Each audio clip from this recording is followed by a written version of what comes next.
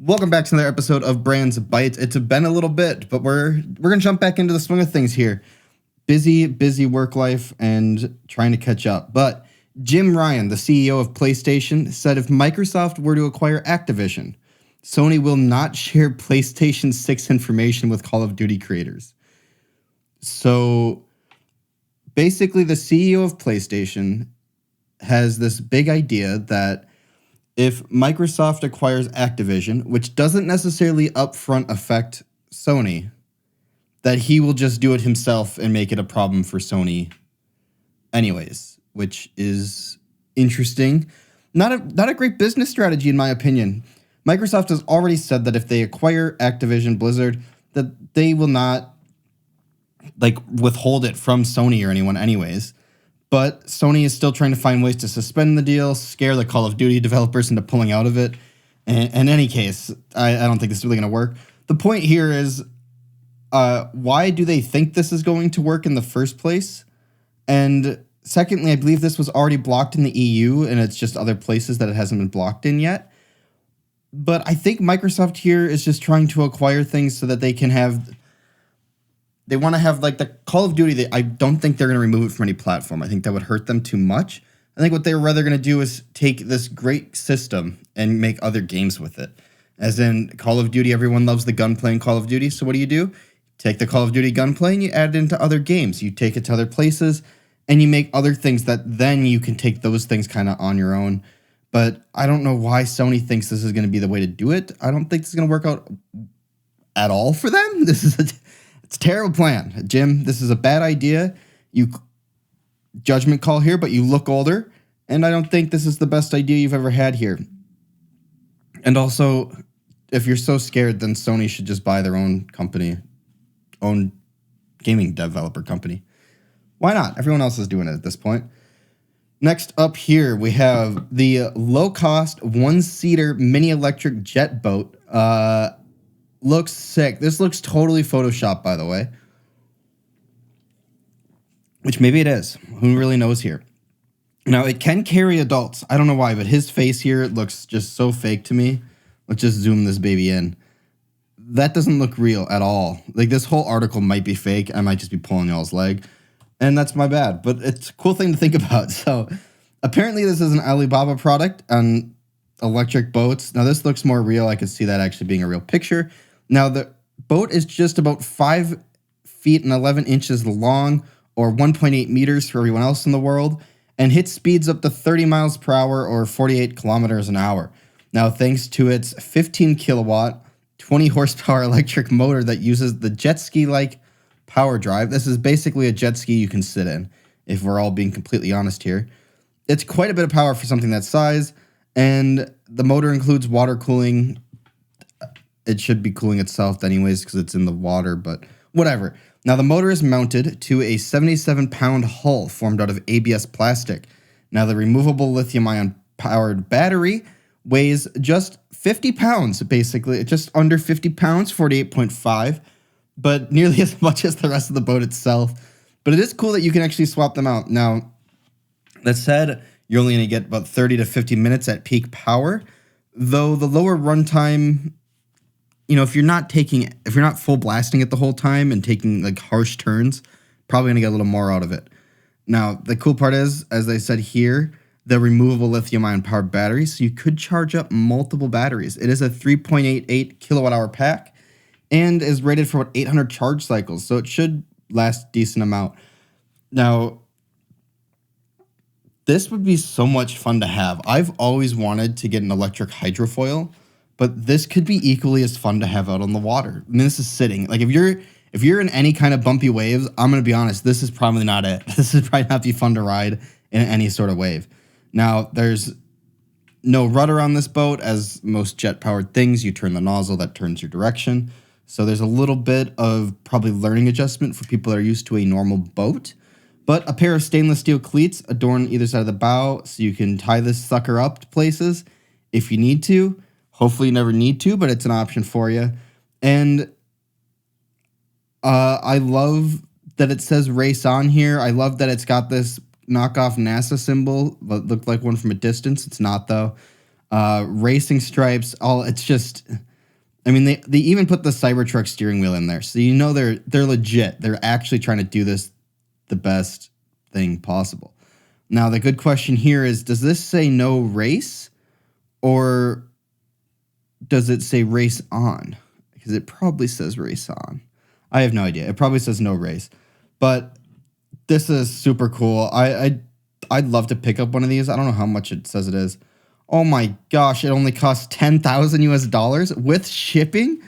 Oh, this could be worth picking up. I don't have 10 grand to blow on this right now, but someday. I mean, I can't believe these things are real. Look how fun that would be.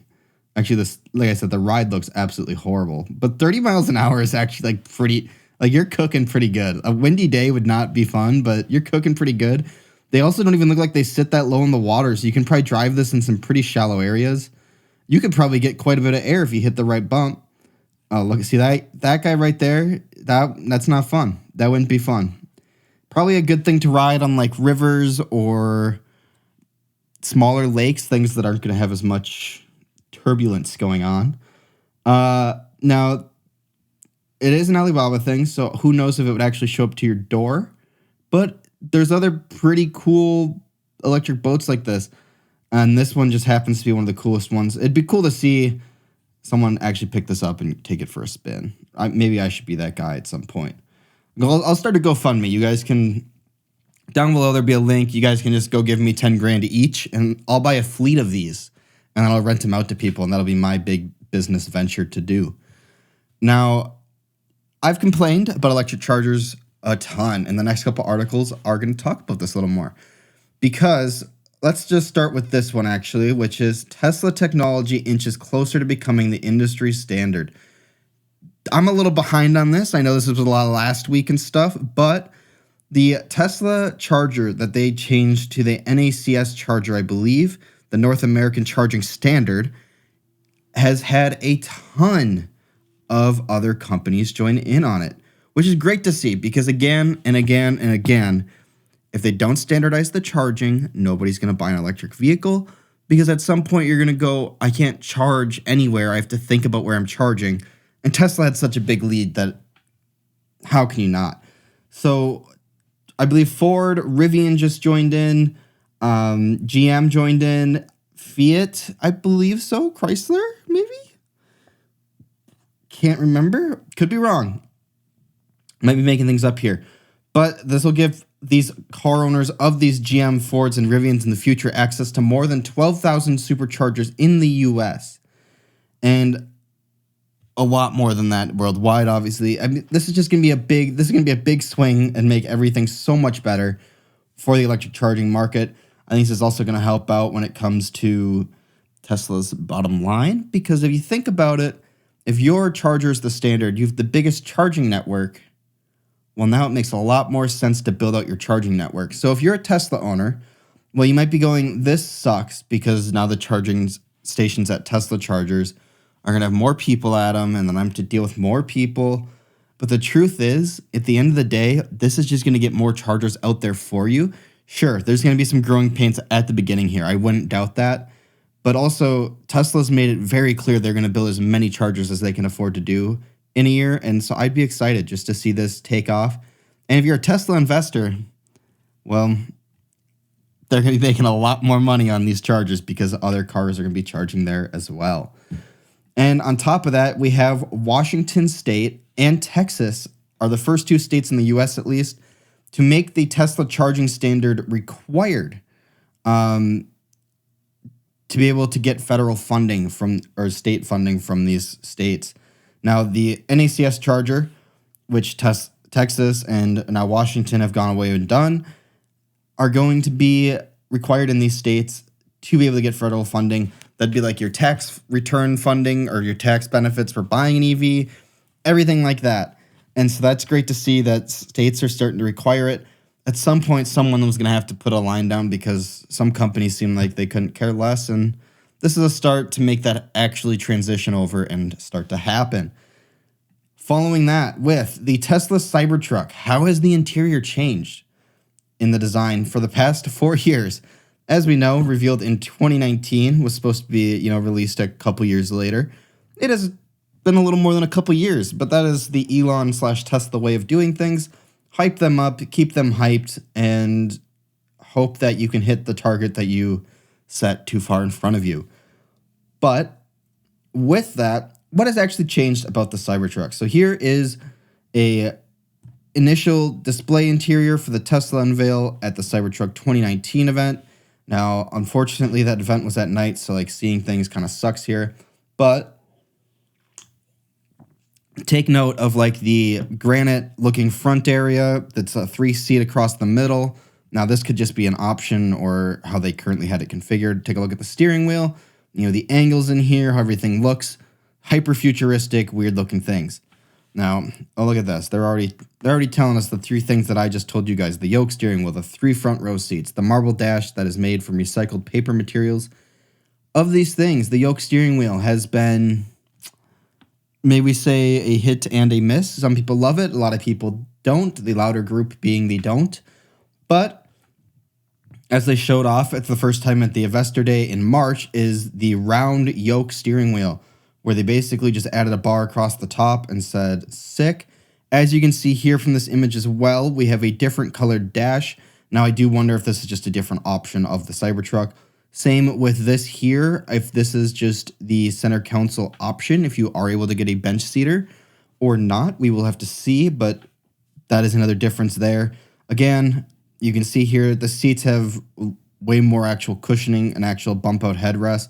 This could just be the at night thing and me making things up and the angle of the photo, blah, blah, blah. But this looks a little more slowly sloped, that less steep. It looks, instead of looking a little more angled like this, it looks a little more angled like that. Interesting to see. As you can see, it looks like the wireless charger for your phone is right here with cup holders with a little bit of storage there. It'd be cool to see if there is going to be a bench seat option for the Cybertruck. But this is just how the interior's changed in here. I don't know if the screen's a little bit bigger.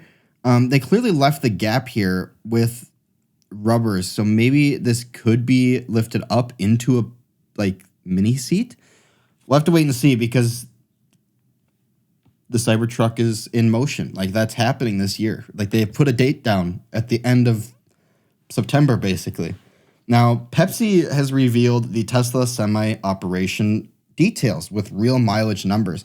So this is fascinating because we really haven't seen that much on like how well the trucks are doing out in the wild, and so we're gonna really find out.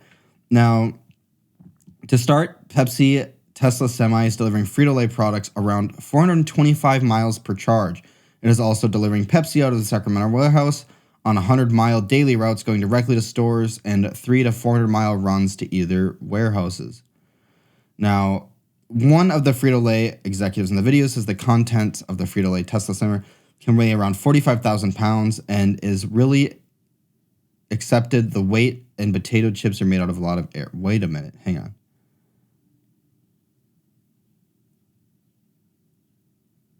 Okay, that was whoever wrote this article can try again. Basically, the chips of potato weigh about 45,000 pounds when the trailer is loaded. As we know, potato chips have a lot of air in them, including the packaging.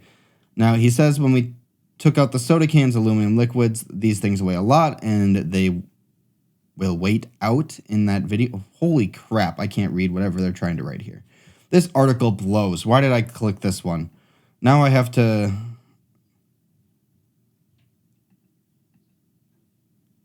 Well, scrap this article. Hang on, we're not doing this.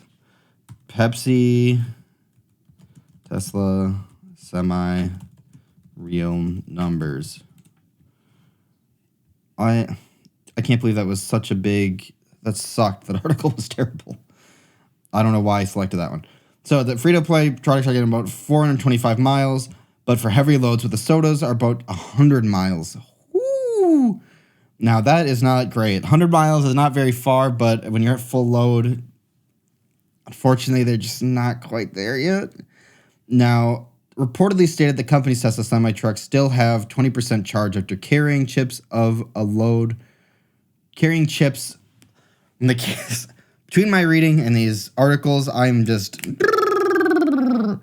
Now, the Tesla semi-trucks will still have a 20% charge after carrying those chips for those 425 miles. But it is unclear why these trucks only do 100 miles of range with loaded of soda. I can tell you, because that weighs a shit ton more, and if they're driving up and down hills all the time, they might not be getting that range. And who knows if they have the battery set to 100 or if it's set to 80%. It's kind of hard to say. Now, PepsiCo is deploying currently 36 Tesla semis, 15 in Modesto and 21 in Sacramento. And by the end of the year, they're hoping to take delivery of 100 more. So Tesla is cranking these things out, apparently. But Tesla has clearly stated that the range of the Tesla Semi is 500 miles with a full load at 82,000 pounds. Now, with that reported, Tesla hasn't released the weight of the truck, and therefore we don't actually know the load capacity of the Tesla Semi, but we know it can travel at least 500 miles at full capacity. That said, the Semi probably weighs a shit ton because of the amount of battery they crammed into that thing. It weighs a little bit, for sure. Now, it is true that the trailer filled up with chips is going to be lighter than a trailer filled up with sodas, but at the end of the day, 82,000 is the limit in the US for the amount of pounds that a truck can pull. And so if they're supposed to get 500 miles at that, why are they getting 100? But 500 miles at that, it's hard to say, like, they leave the truck on all the time. Is the truck on while it's backed up to the dock? Is the truck on the whole time? Is the truck also powering, like, is it a cooled trailer? Are they powering a cooled trailer with the truck? Because that's going to cut down on it quite a bit if the truck's having to power a cooled trailer.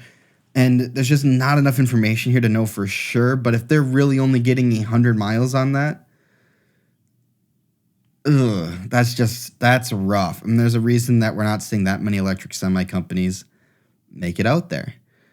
With that, though, FedEx has been trying to be a fraudster, it appears here.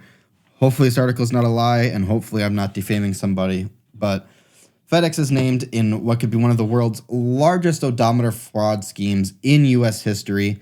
Now, odometer fraud is a big business in the U.S. Estimates say the scheme could cost consumers over $1 billion a year. So apparently a lot of people do it. So in FedEx mind, why not join them?